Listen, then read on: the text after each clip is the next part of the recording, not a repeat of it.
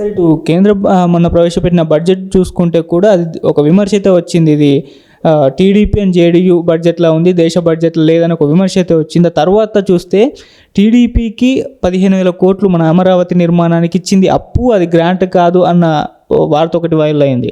ఆ తర్వాత పోలవరానికి కూడా ఇచ్చేది షూరిటీ ఇచ్చారు, ఏమి ఇవ్వలేదు, గ్రాంట్ చేయలేదన్నారు. మొత్తంగా చూసుకుంటే ఏపీకి కూడా 0 ఇచ్చారు, కానీ పెద్దగా కేంద్రం ఏమో దాని మీద వరాలు కురిపించలేదన్న ప్రచారం అయితే జరుగుతుంది. సార్ మీరేం చెప్తారు? అంటే ఇప్పుడు కేంద్రం నుంచి నిధులు అనేవి ఒక పద్ధతి ప్రకారం జరుగుతుంటాయి. వాళ్ళకు రెవెన్యూ వచ్చిన రెవెన్యూలో 42% రాష్ట్రాలకు పంచుతున్నారు. గతంలో 39 అట్లా ఉండేది, ఇప్పుడు 42% పంచుతున్నారు. మిగతాది అక్కడ బడ్జెట్కి అవసరాలు ఖర్చు పెట్టుకుంటారు. ఎందుకంటే మిలిటరీ ఉంది, రైల్వేస్ ఉన్నాయి, రకరకాల సబ్జెక్టులు వాళ్ళ దగ్గర కూడా ఉన్నాయి కదా. ఈ 42% రాష్ట్రాలకు పంచేటప్పుడు ఒక ఫార్ములా ప్రకారం పంచుతారు. ఎడాముడిగా ఎవరికి బుద్ధి పుట్టినట్టు వాళ్ళకి ఇచ్చేదానికి ఉండదు. కొంత ఫ్రెండ్లీ స్టేట్లు ఉంటాయి, కానీ వాళ్ళ పార్టీకి సంబంధించిన రాష్ట్రాలు కానీ ఇతర ఫ్రెండ్లీ పార్టీస్ కానీ ఉన్నప్పుడు కొంత ఎక్కడన్నా గ్రాంట్ రూపంలోనో పథకాల రూపంలోనో చూపించవచ్చు. ఇక్కడ అమరావతి విషయం వచ్చేసరికి అంటే అది అమరావతిని గురించి అందరూ ఒప్పుకుంటున్నారా లేదంటే అదొక డిబేటబుల్ సబ్జెక్ట్. అది ఆంధ్రాకు సంబంధించిన విషయమే, ఆంధ్ర రాయలసీమకు సంబంధించిన విషయము. ఇప్పుడైతే అమరావతి అభివృద్ధికి 15,000 కోట్లు రుణం ఇప్పిస్తున్నారు వరల్డ్ బ్యాంక్ నుంచి. రుణానికి గ్యారంటీ ఎవరు పడుతున్నారు? కేంద్ర ప్రభుత్వమే పెట్టుకుంటుంది గ్యారంటీ. రేపు రేపు ఇచ్చిన తర్వాత పేమెంట్ చేయలేకపోతే పే చేయాల్సింది మాత్రం కేంద్ర ప్రభుత్వమే, రాష్ట్ర ప్రభుత్వానికి సంబంధం. ఒకవేళ వీరికి ఆదాయం వచ్చి పే చేస్తే ఒక రకము, పే చేయలేకపోతే కేంద్రమే పే చేస్తుంది. కాబట్టి అది ఒక రకంగా ఫ్రీగా ఇచ్చినట్టు కిందనే లెక్క పెట్టుకోవాలి. ఎందుకంటే బాధ్యత లేదు కదా, బరువు లేదు, బంధాలు వేయలేదు. బంధాలు వేయకుండా ఇచ్చినారు అనేది సిటీ డెవలప్మెంట్కి ఇచ్చినారు. పోలవరం విషయం వచ్చేసరికి విభజన చట్టంలోనే అది కేంద్ర ప్రభుత్వమే టేకప్ చేసి పూర్తి చేస్తామని అన్నారు. అప్పుడు చంద్రబాబు నాయుడు ప్రభుత్వంలో ఉన్నప్పుడు ఒక అండర్స్టాండింగ్కి వచ్చినారు కేంద్ర ప్రభుత్వము రాష్ట్ర ప్రభుత్వము. పనులు మీరు చేయించండి, మేము నిధులు విడుదల చేయిస్తామని. ఆ పనులు చేసిన తర్వాత ఇంత పనులు చేసినాం, 2,000 కోట్లు ఖర్చు అయినాయంటే వాళ్ళు నిధులు విడుదల చేస్తారు. ఇప్పుడు ఇక్కడ ఉండేది కూడా ఎన్డీఏ ప్రభుత్వమే కాబట్టి వీళ్ళు పనులు మొదలుపెట్టి చేస్తే గ్రాంట్లు కొంచెం ముందరో వెనుకో ఇస్తూ అంటారు. పోలవరం అది పూర్తి చేయాల్సిన బాధ్యత కేంద్ర ప్రభుత్వందే, అది రాష్ట్ర ప్రభుత్వంది కాదు. కాకపోతే ఒక అండర్స్టాండింగ్కి వచ్చినారు కాబట్టి వీళ్ళు పనులు చేయిస్తున్నారు. వీళ్ళు పనులు చేసి ఖర్చు అయిన మొత్తం పెట్టినప్పుడు వాళ్ళు రిలీజ్ చేస్తూ వస్తారు. తెలంగాణకు మాత్రం మళ్ళీ మరోసారి గుండు సున్నా ఇచ్చారు. అసలు ఎందుకు కేంద్రం తెలంగాణను పట్టించుకోవడం లేదు? ఈసారి బీజేపీకి అసెంబ్లీలోనూ పార్లమెంట్లోనూ మంచి సీట్లు ఇచ్చారు ప్రజలు, మరి అటువంటప్పుడు కూడా కనీసం నిధులు కేటాయించాలా అని చెప్పేసి అందరూ అయితే క్వశ్చన్ చేస్తున్నారు. సార్ మీరేం చెప్తారు, ఎందుకు తెలంగాణను పట్టించుకోవడం లేదు? అంటే వాళ్ళు విమర్శలో ఒకటి అర్థం ఉంది అనుకోండి. ఏమిరా అంటే అక్కడ 15,000 కోట్లు సాఫ్ట్ లోన్ ఇచ్చినారు ఆంధ్రాకు. అదే బీహార్లో కూడా కొంత ఆర్థిక సాయం చేశారు. అంటే వివిధ పథకాల కింద చేసింటారులేండి. ఇది సపరేట్గా ఇస్తానం డబ్బు అని ఇచ్చేదానికి లేదు, ఏదో పథకాలకి. ఇక్కడ ఏదో అమరావతికి వరల్డ్ బ్యాంక్ ఎయిడ్ ఇప్పించినట్లు, వాళ్ళ గ్యారంటీతోనే ఇప్పించినట్లు అక్కడ కూడా కొన్ని పథకాలకు ఏదో రకాలుగా ఇచ్చినారు. ఆ 2 రాష్ట్రాలకు ఇచ్చినారు, బీజేపీ రాష్ట్రం మాకు ఇవ్వలేదు అనేది ఇక్కడ ఒక అపవాదం. అంటే వాళ్ళకి ఇచ్చిన తర్వాత మాకు ఎందుకు ఇవ్వలేదు అని. ఇక్కడ అవసరం ఏముంది? అటువంటి అవసరం లేదు కదా. వాళ్ళకు రావాల్సిన నిధులైతే ఇవ్వాల్సిందే, అది తప్పకుండా ఎవరైనా కానీ కాదనే దానికి లేదు. కాకపోతే సౌత్ ఇండియాకు నార్త్ ఇండియాకు ఒక ప్రాబ్లం ఉంది. ఏమిటంటే ఇక్కడ జనాభా అరికట్టడంలో ఫ్యామిలీ ప్లానింగ్లో దక్షిణాది రాష్ట్రాలు ముందడుగు వేశాయి. అందులోనూ ప్రజల్లో ఒక అవగాహన, చదువుకున్న తర్వాత చాలామంది సంతానం ఉంటే వాళ్ళను సాకాలంటే ఇబ్బంది అని ఒకరు ఇద్దరికే పరిమితం అవుతున్నారు. ఇటీవల కాలం అయితే ఒకరైనా చాలనే రకంలో తయారైనారు. అందువల్ల జనాభా పెరుగుదల ఉండదు, జనాభా తక్కువ ఉంటుంది. అక్కడ కొంచెం ఫ్యామిలీ ప్లానింగ్ అమలు సక్రమంగా జరగడం లేదు. కొంత జనాభా ఎక్కువ ఉంటారు. ఎక్కువ ఉన్నప్పుడు ఈ ఫైనాన్స్ కమిషన్లో ట్యాక్స్ డెవల్యూషన్ పంచేటప్పుడు ఒక డిస్టిక్ ఆ ఫార్ములాలో ఒక డిస్టిక్ ఏమంటే పాపులేషన్కి 60 పాయింట్లు ఉంటాయి. తర్వాత డెవలప్మెంట్ అభివృద్ధి చెందిన రాష్ట్రాలకు కొన్ని పాయింట్లు ఉంటాయి.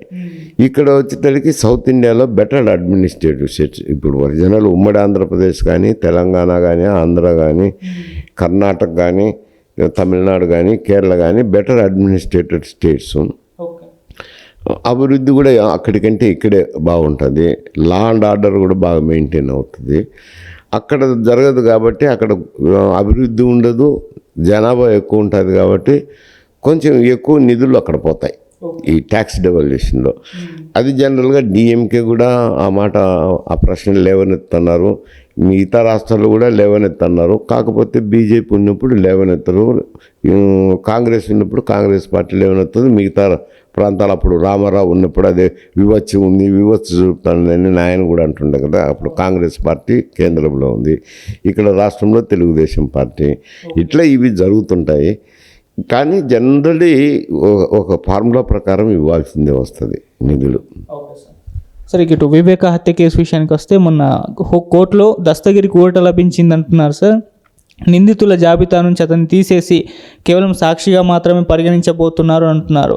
ఎందుకు ఈ విధంగా తీసేస్తారంటే ప్రెస్ మీట్ల ముందు ఎన్నోసార్లు అతనే చెప్పాడు, అలా నరికాను, ఇలా నరికాను, నేనే చంపానని చెప్పేసి. అటువంటి వ్యక్తిని ఎందుకు తీసేయాల్సి వచ్చింది? మరి మీ ఒపీనియన్స్ అది? అంటే అది కోర్టు డైరెక్షన్ అనుకుంటాను నాకు తెలిసి. ఇతను అప్రూవర్గా మారినాడు. అప్రూవర్గా మారి ఏమేమి జరిగింది, దాని హత్య ఏ విధంగా జరిగింది, ఎవరు చేసినారనే వివరాలన్నీ సిబిఐ వాళ్ళకి ఇచ్చినారు కాబట్టి ఇతను అప్రూవర్గా మార్చినారు. అప్రూవర్గా మార్చినప్పుడు కోర్టు దాని మీద ఒక వ్యూ తీసుకొని ఇతని సాక్షిగా పరిగణించండి అని అన్నారు. అప్రూవర్ అయిందని సాక్షి అయినారు. అయితే కేసు జరుగుతుంది అనుకుంటాను, అతని మీద కూడా జరుగుతుంది. అప్రూవర్ అయినప్పుడు కోర్టు లీనియంట్ వీనే తీసుకుంటుంది. ఎక్కడ కూడా ఏ కేసులో అయినా కానీ, ఈ వివేకాత్య కేసులోనే కాదు, ఏ కేసులో అయినా కానీ ఒక తూరి ముద్దాయి అప్రూవర్ అయినప్పుడు అప్రూవర్కు కొన్ని బెనిఫిట్స్ ఇస్తుంటారు కోర్టులో కూడా. సార్, అలాగే చంద్రబాబు నాయుడు గారు కూడా మొన్న అసెంబ్లీలో హూ కిల్డ్ బాబాయ్ అన్న ప్రశ్నకి మీకు తొందరలో సమాధానం దొరుకుతుంది అన్నట్టుగా మాట్లాడారు. అంటే తొందరలో సిబిఐని ఏమైనా రంగంలోకి దించుతారా, అసలు ఎవరు చంపారు అన్న ప్రస్తావన మరోసారి తెరపైకి రావడం చూస్తున్నాం సార్. మరి తొందరలో ఈ ప్రశ్నకు సమాధానం దొరుకుతుంది అనుకోవచ్చు. అంటే కోర్టు డైరెక్షన్ ఇచ్చింది కదా, తెలంగాణ హైకోర్టు సిబిఐ కోర్టుకు డైరెక్షన్ ఇచ్చినారు. ఈ కేసును వేగంగా విచారణ జరపండి, రోజువారీ విచారణ జరపండి అని తెలంగాణ హైకోర్టే డైరెక్షన్ ఇచ్చినారు. తర్వాత సిబిఐ కూడా ఇప్పుడు గతంలో అయితే సిబిఐ వాళ్ళు వచ్చినప్పుడు వైఎస్ఆర్సీపీ ప్రభుత్వం ఉన్నది కాబట్టి ఆ పోలీస్ యంత్రాంగం సరిగా సహకరించలేదని సిబిఐ ఆఫీసరే చెప్పాడు కదా. పత్రికల్లో ఓపెన్గానే స్టేట్మెంట్ ఇచ్చారు, నేననేది కాదు. విచారణలో పోలీస్ యంత్రాంగం సహకరించలేదని, అప్పుడు అరెస్ట్ చేయకపోతే అవినాష్ రెడ్డి నన్ను పోలీసులు సహకరించలేదని, ఇవన్నీ ఆరోపణలు ఉన్నాయి పోలీస్ డిపార్ట్మెంట్లో. ఎందుకంటే ముఖ్యమంత్రిగా జగన్మోహన్ రెడ్డి ఉన్నారు కాబట్టి సహకరించలేదనే రకంగా మాట్లాడినారు. ఇప్పుడు ఆ పరిస్థితి లేదు. సిబిఐ వచ్చినప్పుడు పోలీసులు సహకరించుతారు. తర్వాత కోర్టులకు కూడా ఈ డైరెక్షన్ వచ్చింది కాబట్టి కోర్టుల్లో విచారణ కూడా వేగవంతమవుతుంది. అది వేగవంతంగా జరిగినప్పుడు తప్పకుండా త్వరలో తేలుతాయని. కొంచెం ఒకవేళ ఈ కేసు పూర్వాపరాలు కూడా వాళ్ళకు ఇంటెలిజెన్స్ డిపార్ట్మెంట్ ఉంటుంది కదా, ముఖ్యమంత్రికి ఎవ్రీడే బ్రీఫ్ చేస్తుంటారు కదా. ఈ కేసు వివేకానంద రెడ్డి కేసే కాదు, చాలా కేసుల గురించి ముఖ్యమంత్రికి జనరల్గా ఐజీ ఇంటెలిజెన్స్ డీజీ గారు బ్రీఫ్ చేస్తుంటారు. అందువల్ల తెలిసి వస్తాయి అని చెప్పిండొచ్చులేండి, దానికి కొత్త ఏముంది. అది సార్, చంద్రబాబు నాయుడు గారికి ప్రత్యేకంగా అసెంబ్లీలో దీని గురించి ఎందుకు మాట్లాడాల్సి వచ్చింది, మీరేం చెప్తారు సార్? అంటే అసెంబ్లీలో వచ్చినప్పుడు ఈ ప్రస్తావనలు వచ్చినప్పుడు తప్పకుండా త్వరలోనే తేలుతాయిలే మీ విషయాలని చెప్పిండొచ్చు. దానికి కొత్తగా అన్వయించాల్సిందేం లేదు. ఇది ఇప్పటి సంఘటన కాదు కదా, గత ఎప్పుడో జరిగిన సంఘటన. అవన్నీ విచారణ జరగడము, కొంతమేరకు విచారణ జరగడము, కొన్ని కేసులు ఛార్జ్షీట్ ఫైల్ కావడము, ఇవన్నీ జరిగి ఉన్నాయి కదా అక్కడ. జరిగి ఉన్నాయి కాబట్టి ఈ తొందరగా విచారణ కూడా సిబిఐ పూర్తి చేసేదానికి ఇక్కడున్న పోలీస్ యంత్రాంగం కూడా సహకరించుతుంది కాబట్టి తొందరగా పూర్తి అవుతుంది అని చెప్తారు. ఇక్కడ జరిగిన విచారణ గురించి వాళ్ళకేం ఇంటెలిజెన్స్ ఇన్ఫర్మేషన్ ఉంటుంది కదా, ఉండి చెప్పిండొచ్చునండి. సరే, ఇక ఫైనల్గా వైఎస్ రాజశేఖర రెడ్డి గారి గురించి ఒక న్యూస్ ఇప్పుడు సోషల్ మీడియాలో వైరల్ అవుతుంది సార్. గతంలో ఆయన ఒక హోటల్లో ఒక పర్సన్ కొట్టారు, ఆయన వెళ్ళి మళ్ళీ పోలీస్ స్టేషన్లో వైఎస్ రాజశేఖర రెడ్డి గారు కంప్లైంట్ ఇచ్చారు అని అంటున్నారు. అసలు ఎందుకు కొట్టారు, ఎవరు కొట్టారు, అసలు ఏం జరిగింది అప్పుడు, ఈ వార్తలో నిజం ఉందంటారు సార్, మీరేం చెప్తారు? అంటే ప్యాలెస్ హైట్స్ దగ్గర పార్కింగ్ గురించి వాదులాట అనుకోండి, కొట్టడం కాదు వాదులాట. ఒక ఎక్స్ మిలిటరీ ఆఫీసర్ ఏమో అనుకుంటాను, వీళ్ళు ఉన్నప్పుడు ఏదో ఈ సంఘటన జరిగినప్పుడు కేసు కూడా ఇద్దరు పోలీస్ స్టేషన్కు వెళ్ళినారు. పోలీస్ స్టేషన్లో దినేష్ రెడ్డి ఉన్నాడు అనుకుంటాను, నాకు గిఫ్ట్కున్నంత వరకు దినేష్ రెడ్డి డీసీ